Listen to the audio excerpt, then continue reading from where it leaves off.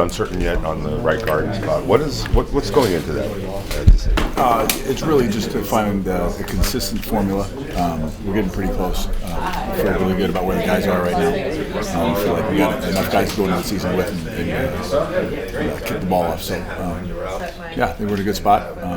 Excited to see what happens this weekend. See the guys perform, under the lights. So it'll be a great test. What have you seen from Jackson Powers Johnson? He's a guy that didn't play a whole lot of college football, even though he ended it on a high note. But did the lack of experience, or has the lack of experience, kind of? Yeah, he's had to deal with 3 systems in about 18 months. So it's I'm sure there's a transition period in there. We're just trying to get him really consistent with what we're trying to teach him, what we're trying to get done. And he's a diligent worker. And he's trying like crazy. So he's battling right now. He really wants it. So I'm excited to see, this kind of third shot out there. Deland Parham is a guy that, since he's got here, he's just started. A ton of experience, quiet but hard worker. What are your thoughts on him? DP's been fantastic. He's been a soldier for us. He's working his tail off. He battled through some off-season injury stuff, and we're really excited. He's at full strength, so he's been a great leader for us. He's been awesome. He's really consistent. Trusts his technique. Works really well with Colton on the left side, and done a great job with Jordan essentially having that communication. So it's been a fantastic setup for those guys. It's been steadfast. It feels great. How do you see Jackson's game change when he is playing guard? What difference did you guys notice? Not really. He's allowed to kind of cut it loose a little bit more when you play center. You got to make all the calls. You got to direct everybody when you're playing guard. You just kind of focus on your assignment and go attack it. So that's the really only difference. Everything else is there's a lot of carryover in the techniques and what we're asking to do, but really just not having to make all the calls. So I think it's been beneficial to him. Will Saturday be a stage for that competition at right guard?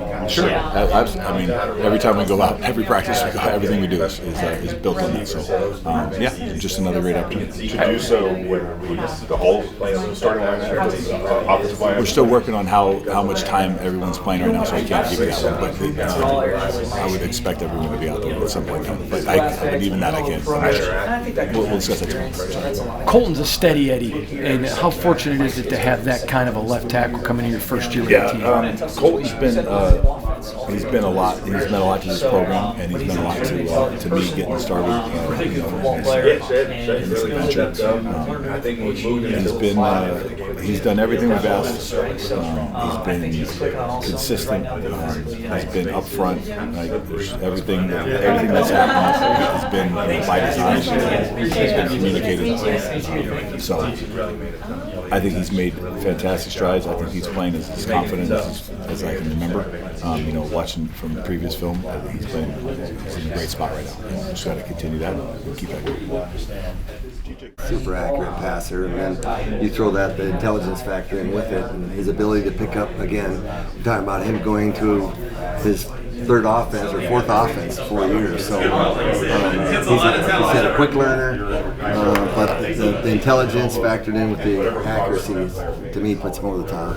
This is your third tour of duty with the Raiders, and your last one ended in the playoffs. But it was also a weird season. What are some of your memories of that last season? Starting with John Gruden and going through Rich Bisaccia and going to the playoffs. Yeah. I think I always tell people we learned a ton. To me, about handling adversity. First of all, through John's resignation, but then the Henry Ruggs accident. Really, you learn about crisis management as a coaching staff for us. So a lot of life lessons involved there for the staff. Again, I was fortunate that a guy like Rich Bisaccia, I have a ton of respect for, a great head football coach. I mentioned earlier I've been with 3 Super Bowl winning coaches. My last 3 coaching staffs, and Pete, Sean McVay, and John Gruden, but Rich Bisaccia stepped in and did a tremendous job that season. So just, again, handling adversity. Never been through anything like that season in my 24 years of coaching at the NFL level, but just real proud of everything that happened that season. When you look at a guy like Deland McCullough and some of the recent struggles that he's had and the Chip Kelly offense, what we've seen with 2 preseason games anyway, just wondering, where do you think the learning curve is and how does he get over that hump? Oh, he's getting better. We've got to do a better job of taking care of the football. certainly turnovers. Those are. He understands the importance of the ball. So we'll just get him to continue to, be better at the decision-making process and play in the position. But got a lot of confidence in Aiden and where he's at right now in his development. You see that with Cam Miller. You see a rookie coming in. He seems to have a lot of discipline. Seems to be a lot of real focus on the mental game. What have you seen out of him as a coach? Yeah, again, just happy with his development up to this point. And he's been thrown into a couple of real difficult situations in the fourth quarter here, these first 2 games. So we like the way he handles it, the way he processes the information. He's a calm, steady demeanor about him. So lots of positives about Cam as well. With Cam, he said after the San Francisco game, he wasn't really used to that kind of feeling, being thrown in late in the game and not getting the job done. What was it like kind of consoling him after that loss last week? Well, I said he's a competitor, so it hurts. He doesn't like losing, not like anybody else, and a lot of times as a quarterback you feel it falls on your shoulders. But again, he's a strong competitor. He uses it as a learning experience for him, and he just wants to come back and get better. So it's really great. He said, "Gosh, I'm just glad the game wasn't 40-7, and I'm just going in there doing mop-up duty." So he got some real life experience, and it'll help him down the road. Back to Aiden, just kind of on that same note, he was really hard on himself when he came in and spoke to the media after Brennan's picks. Just how do you as a coach try to help him through this process and protect the football back to the fundamentals? Yeah, I think Pete does a fantastic job with that. It's all about the ball. When you come in here, you understand that. And it's a learning process for him. Right now, everybody in the league is undefeated, we like to say. So you have to learn, or you have to use these experiences, as a learning experience. So no matter whether it's wins or losses, or you throw 18 out of 18, or you throw 0 out of 18, you got to learn from every play, and certainly understand the importance of taking care of the ball is the one thing for those 2 guys that they just got to grind every day about the importance of taking care of the football. Is that part of Aiden's development right now in terms of the mentality of still pushing through even when things are not going his way? Is that kind of where he is right now? Yeah, you have to. And also, preseason, and any quarterback would tell you, it's also a time to not to necessarily experiment. You might try to make it fit a ball into a tight window that you wouldn't in the regular season. But I've got a chance to do it here where it's not going to really factor into the team and where we're at during the regular season. So we always talk about that in practice, even that. Now is the time, right, that you've got to try to extend yourself a little bit. Test the limits of what you can do and find out what you can't do. And so as we get closer now to the regular season, let's pull the reins back a little bit. Let's make sure we're making quick, correct decisions. Thank you. Yes, Thank you, guys. Positioning at the top of the route, all those things are part of a rookie learning how to play, and then understanding the coverages and how we fit in the scheme.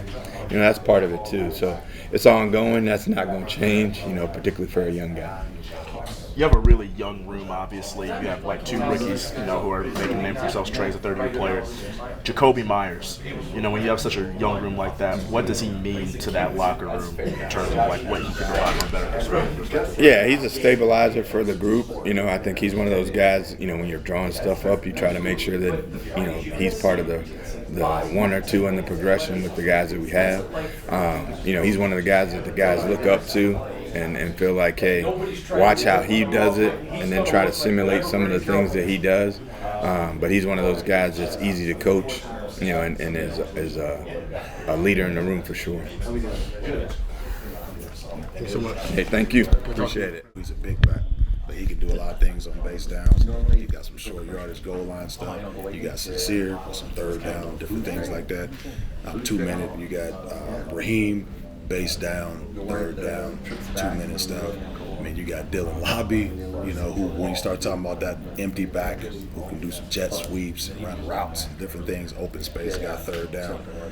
So, you got some complimentary guys. Obviously, I love Chris Collins also.